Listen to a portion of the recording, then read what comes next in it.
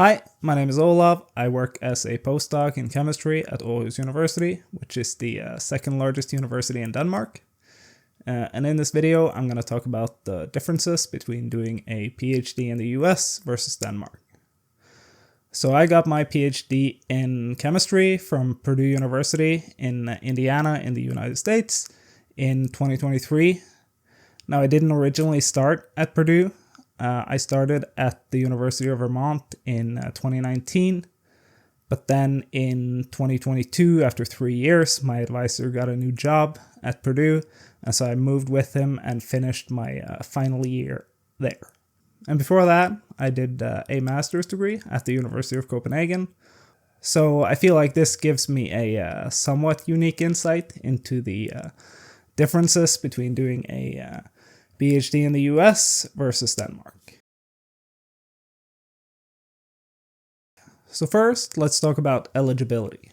So in the US, you can start a PhD with only a bachelor's degree. Bachelor's degrees in the US are 4 years. You can do a master's before you start your PhD, but it's by far the most common to start with only the undergraduate degree. In Denmark, on the other hand, you need a bachelor's degree and then a master's to start the PhD. In Denmark, bachelor's degrees are 3 years, whilst a master's degree is usually 2 years. So in total, you've gone to university for 5 years before you start your PhD. In the US, you will apply to the university and the graduate school at the university. The graduate school will initially do a rough screening of the candidates and make sure they fulfill any minimum requirements, such as, for example, a 3.0 GPA. Most programs require you to have at least a GPA of 3 or above, meaning an average of B or above in the American system. The applicants that fulfill these requirements will then be sent to the department, where the department will evaluate the applications thoroughly, and they will make offers to the candidates they select. The candidates will then be employed by the department initially, and then you'll choose your advisor later, usually in the first year of the program. In Denmark, on the other hand, a professor will get grant funding where a portion of the grant will be allocated for a PhD position. He will then post this position on job boards, and you will apply to the position as you would apply to a job, basically. So for the application elements that you need to produce for each of these systems in the US, you have you have your grades, your GPA, you have your CV, then you need to write a statement of purpose, which is basically a cover letter where you describe your previous research experience and your research interests and potentially whom you want to work with within the program, and generally just try to sell yourself to be selected by the admissions committee. Then at most programs, you are required to get 3 referees to write letters of recommendation for you. These should preferably be written by professors who know you, such as your undergraduate research advisor. And then potentially you'll have to do an interview. Now, I never had to do an interview, but from what I understand, it's not uncommon. In Denmark, like I said, you apply to a position, a PhD position, as if it was a job. So you will have to produce a CV, write a cover letter.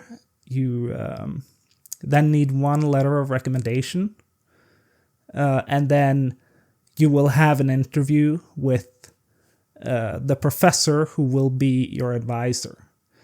The professor will then pick the candidate that he wants, and then the applications will go to the graduate school, where a committee will evaluate the candidates.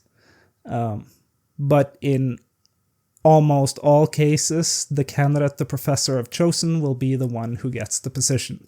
This is just to ensure that the professor doesn't hire a candidate that isn't actually qualified for the position. And so this professor will be your advisor when you start your program.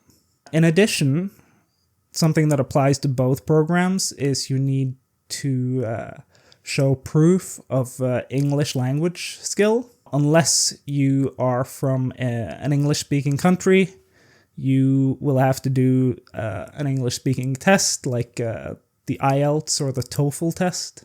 In Denmark, there are also a few European countries that are exempt from this. So if you have a degree from any of the Nordic countries, or Germany, Austria, Switzerland, the Netherlands, or Belgium, you're also exempt from taking an English language test. So that brings us to funding. So in the US, like I said, you don't start with an advisor. So initially you're employed by the department where you're doing your PhD. Usually you will be employed as a teaching assistant. And so you have to teach 20 hours a week in addition to doing all your coursework and your research. And so since you're only employed for 20 hours a week, you're also only getting paid for 20 hours a week. After a while, you usually become eligible to become a research assistant. It'll vary from university to university and program to program when you will become eligible to be a research assistant. At the University of Vermont, it was 2 years. You had to be a teaching assistant for 2 years before you could become a research assistant. At Purdue, it was only 1 year. But becoming a research assistant also is dependent on whether or not your advisor is willing to pay you and if he has the funds to pay you. In Denmark, on the other hand, you are, like I said, you're employed through a grant your advisor have gotten, and so you're paid full time to be a PhD student. And in Denmark, that's 37 hours a week, so you're getting paid 37 hours a week. In both systems, you can also be funded via a fellowship, but I feel like the two funding methods that I just described are probably the most common and the way most students are funded in the two different systems. So now for coursework. In the US, you have to do quite a bit of coursework in your PhD. And you usually need to get at least a B or a B- minimum to pass a course. Anything below that is generally counted as a fail. You also need to maintain above a 3.0 GPA, B average in most programs. To stay in the program. If you fall below this, there is a risk of being dismissed from the program. In Denmark, on the other hand, you have done a master's degree before you start your PhD, so you don't really need to do any coursework. You can do proper coursework, but most of the credits you need to acquire during your PhD can be from, for example, giving seminars or presentations of some kind, or doing activities that will generally promote your skills as an independent researcher, as it is an education in becoming a researcher.